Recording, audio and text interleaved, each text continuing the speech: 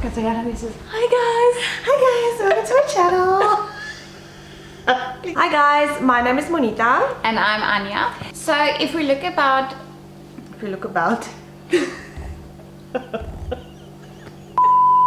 Today we're doing a video on Halloween. We wanted to do a little informative short video on Halloween for you guys that's coming up. Yeah, and we just felt led to kind of just put some information out there about what we feel like Christians especially need to know about Halloween, or what's important for us to think about or consider with Halloween coming up and how much we want to participate and everything. And we just want to let you guys know that this is not one of those judgment videos or anything where we're telling you what to do and what not to do. This is more just a thing where we really felt that there's maybe so many people out there that aren't informed and they just blindly participate in these things and they don't really know what they're participating in. So this is just a massive love and kind video that we're making to give you guys the right information, and from there on you can make your own decision on whether you do want to participate or if you rather want to stay away from it.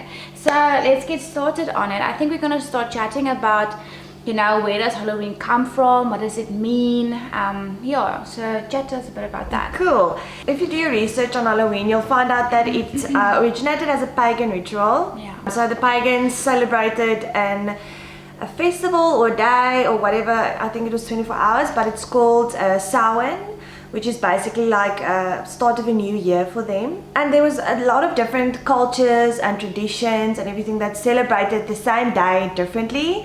But all in all, they celebrated it as a day of the dead. So death was celebrated a lot. So they believed on this day that the veil between life and death was thinner. So, you know, the people from beyond the grave, or whatever you want to call it, would wander the earth, the spirits would wander the earth, and you could communicate with your ancestors and all of this. So it kind of was across the board between all the cultures and traditions celebrated with that in mind, that the dead came to earth or kind of crossed over into the living world and roamed, and we could talk to them and hang out and everything. So that's where it started. Yeah, Stay there. that's where it started, and it kind of just, obviously, I think it kind of integrated into what we now know as Halloween. So a lot of things were left behind, a lot of traditions, a lot of it stayed, a lot of new traditions came. But I think how we celebrate Halloween today, you can kind of see the whole dead theme. Yeah, that's basically what it's about. Yeah. Is dead and spirits and evil stuff. And I know, you know, it started with paganism and all that, but although they don't necessarily advertise it as such, if you go and you look at all the people that were Satanists that became Christians, they kind of have testimonies, you know, about Halloween, and they basically say that for them, Halloween is basically their Christmas. It's the holiest day of the year for them. And that is why Satanists, you know, they celebrate Halloween specifically. It's a massive festival for them. It's all about death. It's about the evil stuff. I mean, usually when you would dress up and stuff, you dress up scary, you know? So yeah, it's something that I as a Christian, you know, whether it's in the Bible or not, it's just something that I don't believe in. So I don't want to take part in it, but luckily there is a lot of stuff in the Bible for us that guide us and that tell us that, yo, this is actually not okay for us to participate in. And we're going to get to that in a moment. We're first going to chat a bit about the costumes and, you know, the typical trick-or-treating and all of that and what it means and why they did that. If we look at where the costumes come from and why they basically wore, you know, costumes, it's a lot of what Monita just said, is where they wore it on the night because spirits came out of, well, they believed that spirits came out of the graves, and the reason why they wore these costumes is to basically scare off the spirits, to make sure that they don't come and live inside of them as well. So Halloween costumes are often designed to imitate supernatural and scary beings. Costumes are traditionally those of monsters such as vampires, werewolves, zombies, ghosts, skeleton, witches, goblins, trolls, and devils. And I mean, if you look at it in general, it's always scary things, you know, it's evil stuff. The only thing you really see costume wise is evil, scary, weird things. It's nothing cute and, oh, let's dress up as a puppy, you know. It's really scary things. And even for small children, that is the costumes that they have available for them. And if we look at this in a Christian view, in the sense of, nowhere in the Bible does it specifically say, thou shalt not participate in Halloween. But there's a lot of scripture that tells us to not participate in evil things. And if you want to read 3 John 1 verse 11 for us quickly. Dear friend, do not imitate what is evil, but what is good. The one who does good is of God. The one who does evil has not seen God. Wow, that's insane. I mean, we've read this before, but that is insane. So the word literally tells us, do not imitate it. Maybe somewhere you have dressed up like this. That doesn't mean that you are not evil or that you will be evil. It just shows that if you are informed about the things, you can make better decisions on whether you want to imitate it or not. Then if we go further and we basically look at the trick-or-treating, it may have originally been a tradition whereby people impersonated the souls of the dead and then received offerings from their behalf. So they would go knocking on doors and ask for an offering, to give to the dead or to offer to their ancestors. Impersonating these beings or wearing a disguise is also believed to protect themselves from these spirits. It is suggested that the mummers, that is such a weird word, and the geysers personify the old spirits of the winter who demanded a reward in exchange for fortune. So basically, if they didn't have an offering or if they didn't have a treat to offer to the spirits, they will be cursed. They wouldn't have fortune upon them. And eventually it was changed that, when the people in the old were maybe poor, they would go to the house to knock on the doors and ask for food or money. And basically, if you didn't give them money, then they will vandalize your place. So then they literally start asking trick or treat. So you can have a choice to either give them food or something to eat, or you must give them money so that they don't vandalize your place on the end of the day. It's a very weird concept on why they went, and the whole thing about needing to get offering to give to the spirits. I mean, that is something that, in our generation, we're trying to teach our kids not to take candy from strangers and not to go knocking on people's doors because it is unsafe. So for us to now all of a sudden, one time in the year, kind of teach them, hey, let's go knocking on strangers' doors for some sweets or something, Then the last thing is the pumpkins and the decor. People have been making jack-o'-lanterns at Halloween for centuries. The practice originated from an Irish myth about a man nicknamed the Stingy Jack. According to the story, Stingy Jack invited the devil to have a drink with him. True to his name, Stingy Jack didn't want to pay for his drink, so he convinced the devil to turn himself into a coin that Jack could use to buy their drinks. Once the devil did so, Jack decided to keep the money and put it into his pocket next to a silver cross, which prevented the devil from changing back into his original form. The story goes on, it's a very long story. In Ireland and Scotland, people began to make their own versions of this jack-lantern by carving scary faces into turnips or potatoes and placing them into windows or near doors to frighten away Stingy Jack and other wandering evil spirits. Now, you might think, hey, that's actually quite innocent, because the thing that they're doing is they're scaring away the evil spirits. But you know what? We don't have to put up pumpkins and we don't have to carve out, scary monsters and stuff to scare away evil spirits. We have the authority of Christ in us, and we can literally tell them, you do not come near my house. And we can anoint our houses and ourselves to keep those things away. And the angels of God is standing guard for us. We don't need to try and do that, He does it for us.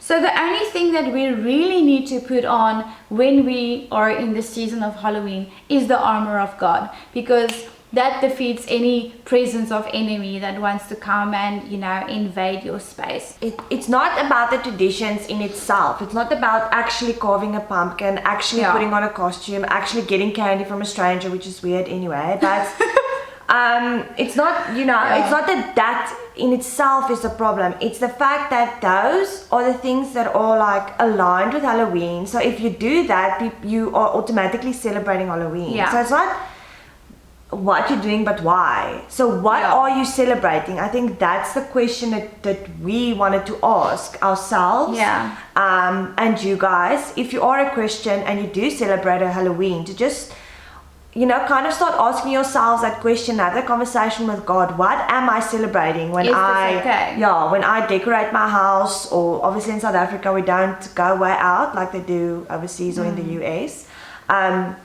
But if I am getting dressed up and I'm going to a Halloween braai, or I am doing the pumpkin thing or the decor thing, kind of asking yourself why you have the need to do that. What are you celebrating? What are you opening yourself up to? And like Anya said, we've watched a few testimonies from people who were in the cult, were in the cult. Ain't there no more. You know, high priests in Satanism, people that were Wiccans and witches and all of that came to Christ, that got saved. And of all the testimonies that I've watched and all the videos that they've made, not one of them said, oh, you know what, it's not a big deal, don't worry about it, blah, blah, blah. All of them say they stay as far away from Halloween as possible, and they encourage their Christian friends to do the same, because I think it's different for them knowing kind of from the dark side or from the other side. Oh, they know. You know, how they felt about Halloween, what Halloween was for them. So they celebrated it similarly to how Christians celebrate it.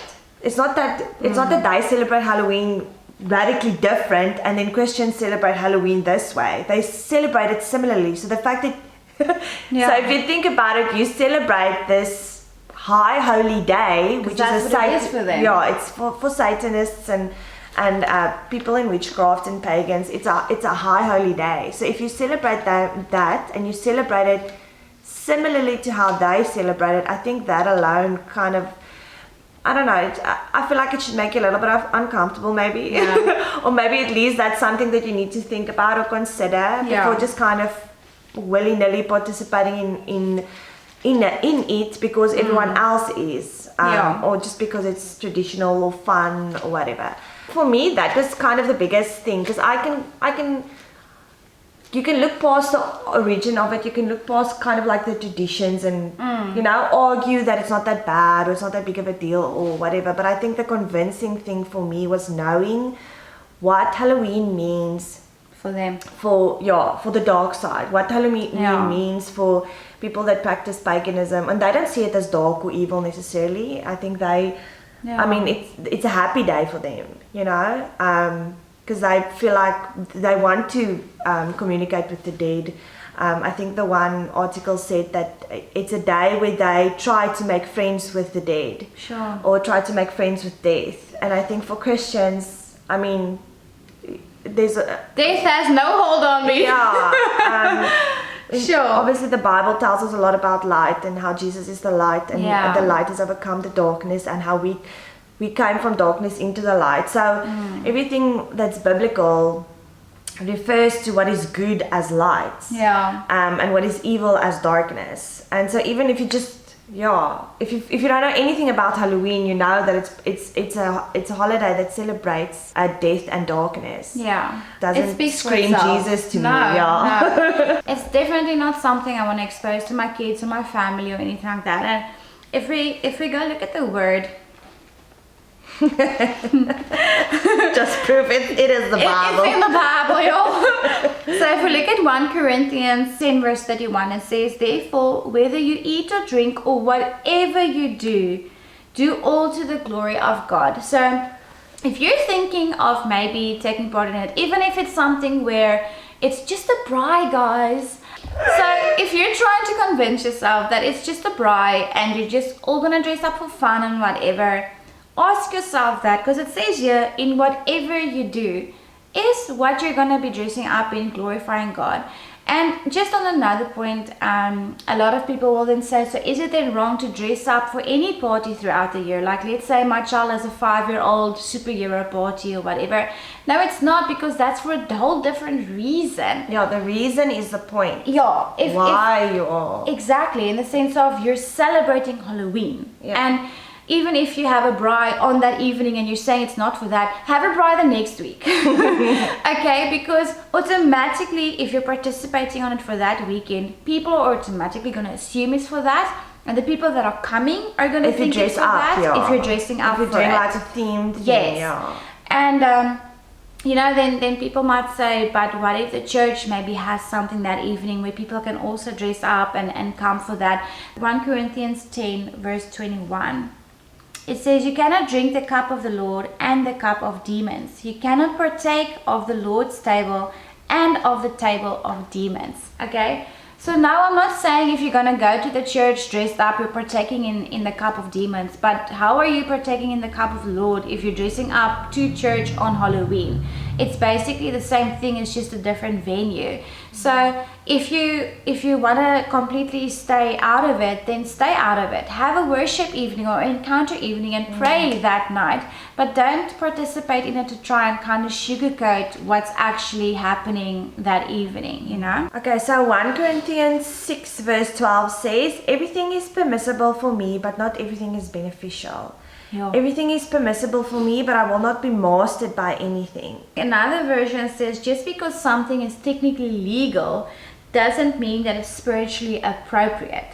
Obviously you can argue that Halloween is technically not illegal. The Bible doesn't explicitly say don't do Halloween, don't dress up on October 31st, and all of that. But just because the Bible doesn't explicitly say that doesn't mean that it's good for you to do it. Another version also says, just because something is good doesn't mean it's good for me. Yeah. So it might be fine and good for other people to do it. Let them do it. Don't judge them. Let them go, do their thing. It doesn't mean that I have to participate in it. And on that note, while we were preparing for this, both of us have gone in the past to a function or a party where it was an innocent, let's say, braai or whatever, where it was a dress-up situation, or it was someone's birthday, or it was someone's birthday on that weekend, and it was a dress-up party, and you went. And automatically in yourself, you feel a bit uncomfortable with it because you're not agreeing with it, but you also don't want to be that person and the judgy Christian, as people will label us. But I want to encourage you guys that maybe some of your friends feel the same way, and they just need that one person to say, guys, I'm not comfortable with it, I'm sorry, but I'm not going to come. And then maybe some of them also say, we don't like doing this. But now everyone's just going because no one is actually standing up to it. No one wants to be labeled. Exactly. So Romans 12 verse 2 just confirms that for us. It says, and do not be conformed to the world, but be transformed by the renewing of your mind, that you may prove what is good and acceptable and the perfect will of God. So don't just tag along because everyone else is doing it, you know? Be the change, be the different, be the one that stands out and says, guys, I can't. And luckily these days we have the excuse of saying, oh, I was in contact with someone that had COVID, I can't come, and people just accept it, So it's interesting, just throw it in there, that it's easy for us to accept that someone maybe can't come to this party or function because they might have been in contact with COVID, but we can't accept that someone doesn't want to come to our party because it goes against what they believe and feel and so on. Like, we need to respect that. We need to go, you know what? Thanks for being so bold in your religion or in your belief. And thank you for being honest. And being honest about it. And I honor that about you. And that might actually change the person's perspective about the whole evening in itself. And even if it doesn't, you did your good part. So well done on you. Ephesians 5:11 says, don't participate in fruitless works of darkness, but instead expose them. For it is shameful even to mention what is done by them in secret. Everything exposed by the light is made visible. For what makes everything visible is light. That's huge. So I think for me, I'm a very practical person. So if I feel like I'm going to waste my time or money on something that's not going to bear fruit or that's not going to be beneficial, then I don't do it. So, I mean, even just on a practical point, if you take the spirituality out of it, I guess you can say, like, you're going to spend all of this time and money celebrating what? What's the purpose? What's the point? So some people argue, Christmas and Easter also has pagan origins and isn't necessarily biblical, but at least you're celebrating something that's important to you. Where with Halloween, I feel like there's nothing godly, there's nothing Jesus, there's nothing light. There's no truth and word. There's nothing, holy or godly about it for Christians. So I don't understand why we are making all of this effort to participate in something that doesn't glorify God, not even a little bit. Anything that's got to do with darkness, if you say that you're a child of God, you're not supposed to be participating in those things because it's dangerous for you. It's dangerous. And I think that's so real. I think that's a misconception sometimes on. People feel like God isn't fun, He doesn't want you to dress up, or He doesn't want you to go to a party, and that's not what it's about. No. He knows He made you, and He knows what's good for your spirit, and He knows what's bad for your spirit, and so He warns, He warns you about certain things to stay away from it. Because He wants to protect you. At the end of the day, I think we just want to encourage you guys to be uncompromising in your faith. And whatever you're going to decide to do or not to do, or to partake in or to stay away from, make sure that you spoke to God about it, that you had a conversation with Him about it, that you prayed about it, that you listened to Holy Spirit, that you have peace about it. So I think everyone has their own journey, and we just wanted to do this and to say, this is what we found out, this is what we know. There's obviously a lot more information out there that you guys can go and search and research for yourself. But pray before you do that. Protect yourself first, because it gets very a lot of scary stuff out there and deep, Another thing is, do we fear Halloween? Are we scared of Halloween? No, we're not, because God has not given us a spirit of fear, but of wisdom and of a sound mind and of power, which means that we have the wisdom and we need to have a sound mind in making pure decisions on whether we want to take part in something that generates fear, because that is what it does. So we hope that you guys enjoyed this video, and like we said, this is really just something that was on our hearts, that we felt the need, even if it's for that one person out there that was maybe wondering about it or was confused about it. There's many people that might not agree with us, and that's okay. That's we okay. still, but we encourage conversation. Like, obviously we're also learning. We aren't even English. Ons is trots Afrikaans. So we might say things that sound funny or that didn't come out right or whatever. Probably. We are also learning. This is our journey. This is how we learn. So we encourage conversation. If you have questions or you have something that you maybe found out about Halloween that gave you a certain conviction for or against, please talk to us. I'm sure whenever we post this or wherever we post it, you'll be able to get in contact with us. And if there's any topic that you would like for us to discuss, maybe in our next video, or anything that you have questions about, whether it's Christianity or of women or whatever it is, feel free to comment that below, and we will see if we can make a video for you about that. Okay guys, thanks for watching. Have a blessed day further, and we'll see you again soon. Bye! Own decisions, and we eat. It's like for